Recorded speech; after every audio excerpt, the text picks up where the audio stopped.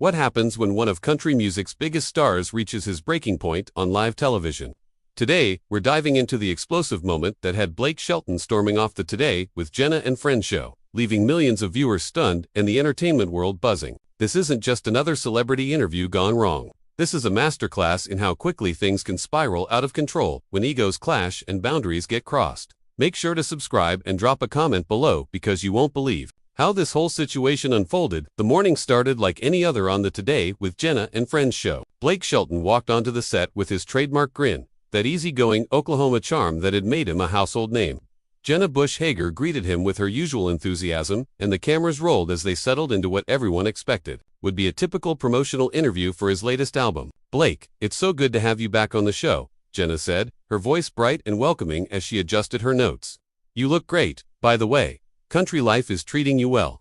Blake chuckled, settling back in his chair. "Well, Jenna, you know me. I'm just a simple guy trying to make some music and enjoy life. Thanks for having me on again."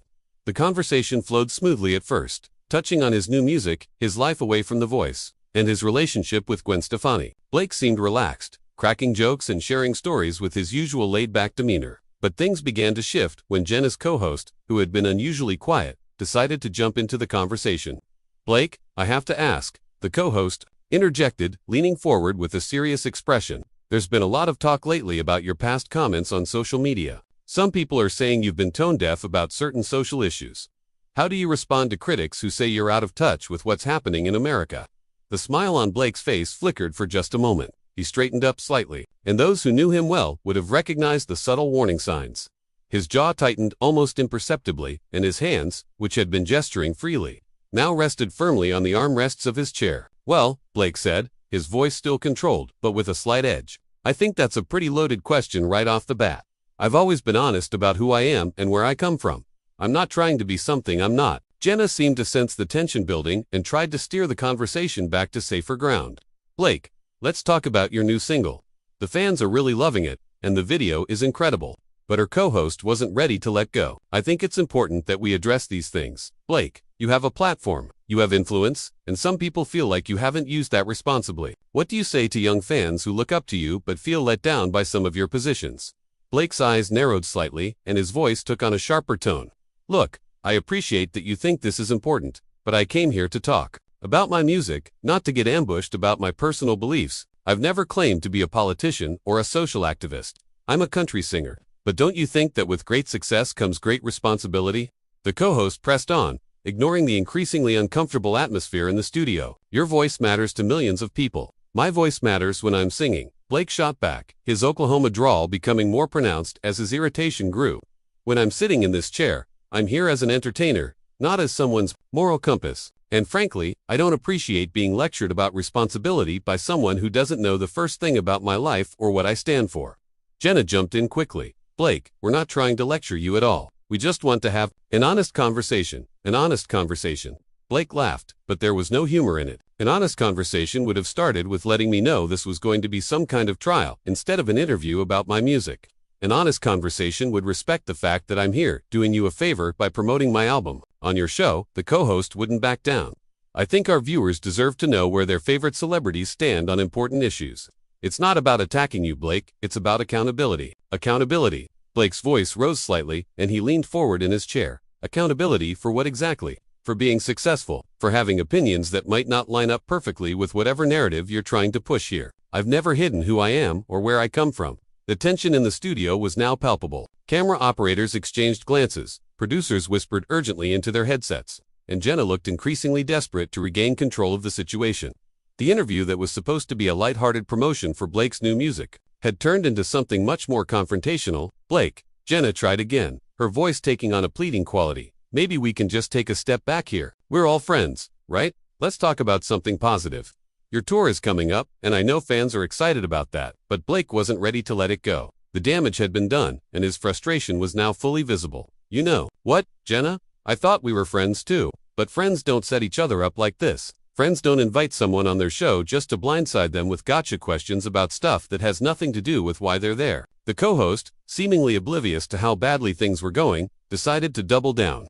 "Blake, I think you're being a little defensive here. These are legitimate questions that people are asking. We're just trying to give you a platform to address them." "Defensive?"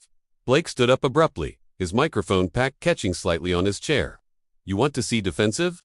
This is me being as polite as I can be, while you sit there and basically call me irresponsible and out of touch. I've been nothing but respectful to you and your show, and this is what I get in return. The studio fell silent except for the quiet hum of equipment and the distant sound of crew members shifting uncomfortably. Jenna looked mortified, clearly realizing that the interview had gone completely off the rails. Her co-host, however, seemed to think they were having some kind of breakthrough moment. Blake, please sit down. Let's work through this together. I think there's a real opportunity here for you to connect with people who might feel alienated by some of your past statements. That was apparently the final straw.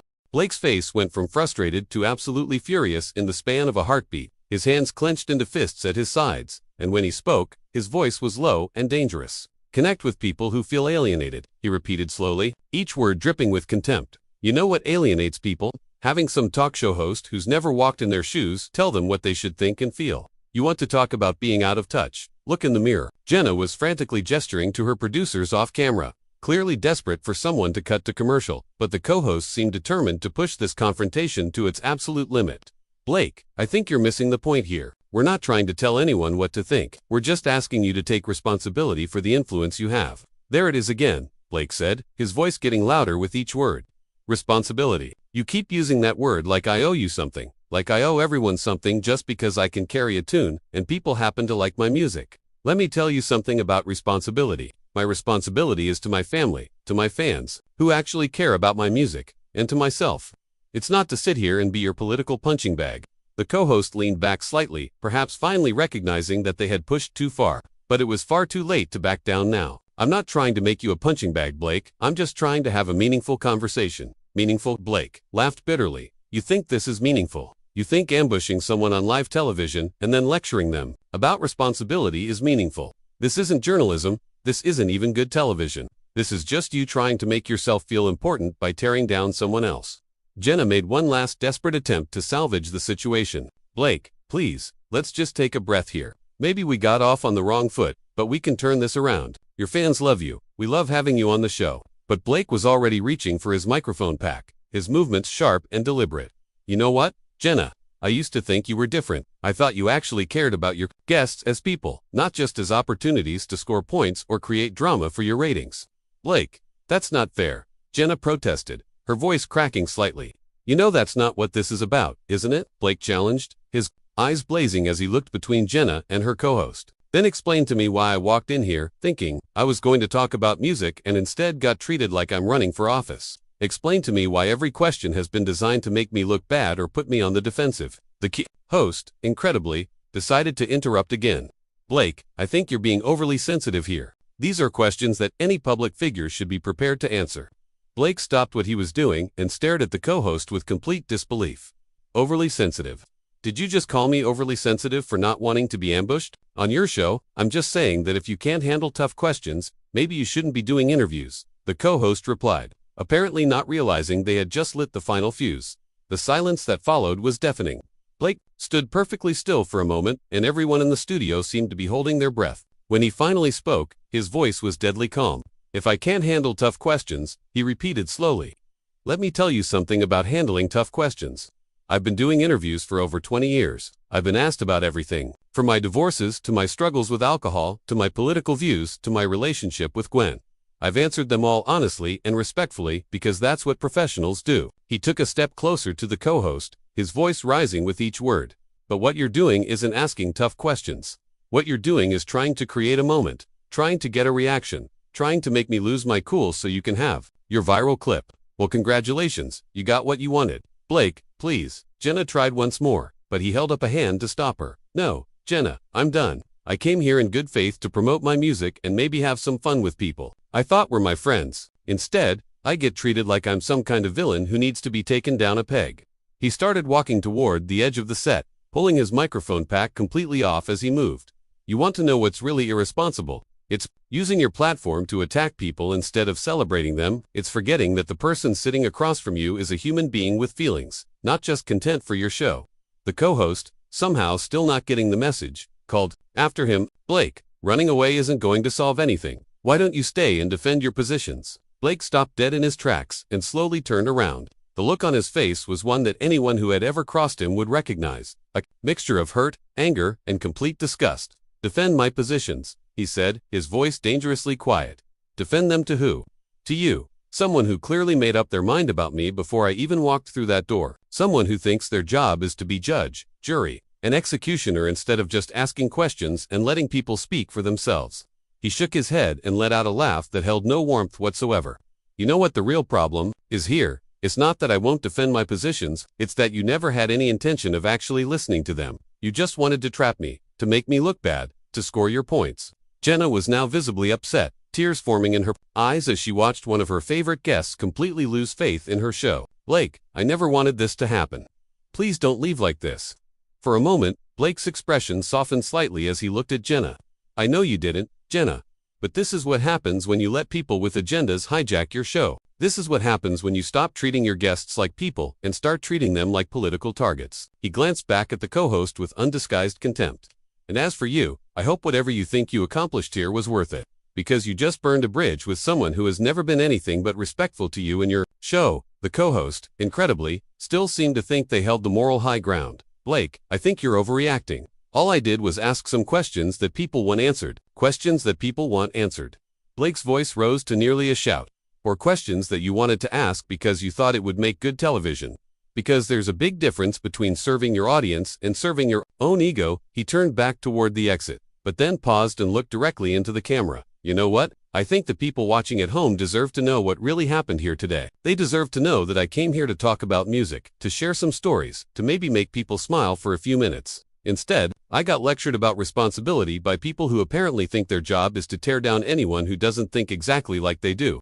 His eyes locked onto the camera lens with an intensity that seemed to reach through the screen and grab viewers by the collar. If you're watching at home and you've ever felt like the media doesn't represent you fairly, like they're more interested in creating drama than actually listening to what you have to say, then you just watched it happen in real time. The co-host shifted uncomfortably in their chair, finally seeming to realize that Blake had just turned the tables completely. By speaking directly to the audience, he had bypassed them entirely and was now controlling the narrative in a way they hadn't anticipated. "Blake, I don't think that's a fair characterization of what happened here." The co-host tried weakly, but Blake wasn't finished. "Fair?"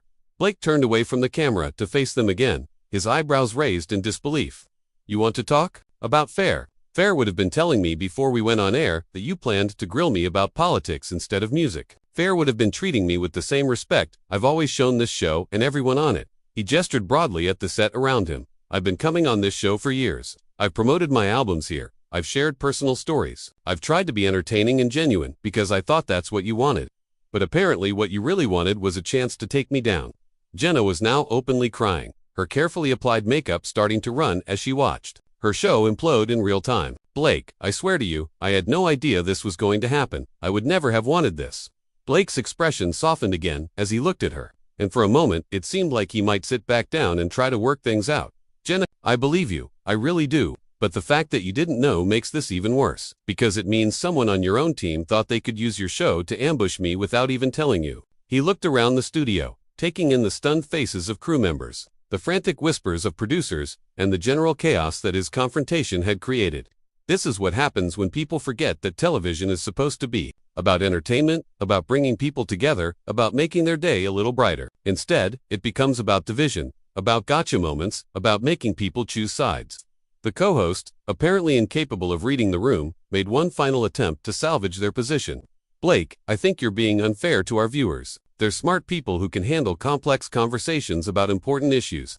Blake stared at them for a long moment, and when he spoke, his voice was filled with a kind of weary disappointment that was somehow more devastating than his earlier anger. "You know what? You're absolutely right about one thing. The viewers are smart people, smart enough to see right through what you just tried to do here. Smart enough to recognize the difference between a genuine conversation and a calculated attack." He started walking toward the exit again, but continued talking as he moved. "And they're smart enough to know that when someone invites you onto their show to talk about your music and then spends the entire time trying to make you look like a bad person, that says a lot more about them than it does about you." "Blake, please don't leave like this," Jenna called out desperately. "Can't we work this out? Can't we start over?"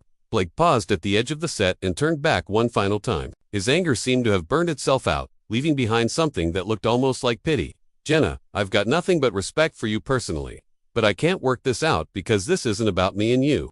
This is about what your show has become, what television has become when people think their job is to be prosecutors instead of hosts. He looked directly at the co-host again. And as for starting over, well, some things can't be undone. Some bridges, once you burn them, don't get rebuilt. You made your choice about what kind of show you wanted to have today, and I'm making mine about whether I want to be part of it. The co-host made one last desperate attempt to maintain some semblance of dignity. Blake, I hope you'll reconsider. I think we could have a really productive conversation if you'd just give us another chance. Blake actually smiled at that, but it wasn't a pleasant smile. A productive conversation. With someone who just spent the last 20 minutes trying to paint me as some kind of villain. With someone who thinks ambushing guests is good television. He shook his head slowly. I don't think so. He took a few more steps toward the exit, then stopped and addressed the camera one final time. To anyone watching who's ever been a fan of my music, who's ever enjoyed the songs, or come to a concert, or just had a good time listening to country music, I want you to know that this isn't about you. This is about a media culture that's forgotten how to treat people with basic decency and respect. His voice grew stronger as he continued. I'll keep making music because that's what I love to do. I'll keep performing because I love connecting with people who appreciate what I do. But I won't keep subjecting myself to this kind of treatment from people who think their platforms give them the right to attack anyone who doesn't fit their narrative. Jenna made one final plea. Blake, I promise you, if you'll just stay, we can fix this. We can have the conversation you came here to have. Blake looked at her with genuine sadness. Jenna, the conversation I came here to have was about music, about joy, about sharing something positive with people. That conversation died about 15 minutes ago when your co-host decided to turn this into a political inquisition. He pulled out his phone and glanced at it briefly. I've got a studio session this afternoon with people who actually want to hear what I have to say, not what they think I should say. I've got fans coming to my shows who want to sing along to my songs, not debate my politics. That's where I belong, not here getting lectured by someone who thinks they know better than I do about my own life. The co-host, incredibly, still couldn't resist getting in one last word. Blake, I just hope you'll think about what we discussed here today. I hope you'll consider how your words and actions affect other people. Blake stopped dead in his tracks, and for a moment, everyone in the studio thought he might turn around and continue the argument. Instead, he spoke without looking back, his voice carrying clearly across the silent set. You want to know what affects other people? Treating them like human beings instead of political targets. Showing them respect instead of trying to tear them down for ratings. Building them up instead of looking for ways to make them look bad. He finally turned around one last time. Maybe you should think about how your words and actions affect other people, because today they cost this show a guest who always tried to be nothing but professional and respectful. With that, Blake Shelton walked off the Today with Jenna and Friends show, leaving behind a stunned studio, a devastated host, and a co-host who finally seemed to understand the magnitude of what had just happened. The cameras kept rolling for a few more seconds, capturing the uncomfortable silence and Jenna's tears, before finally cutting to commercial. What started as a routine promotional interview had become one of the most dramatic walk-offs in recent television history. A moment that would be replayed, analyzed, and debated for months to come. Blake had made his point in the most definitive way possible, and the entertainment world would never look at celebrity interviews quite the same way again. So what did you think about Blake's explosive exit from the Today with Jenna and Friends show? Was he right to walk off when the interview took that unexpected turn, or should he have stayed and tried to work through the confrontation?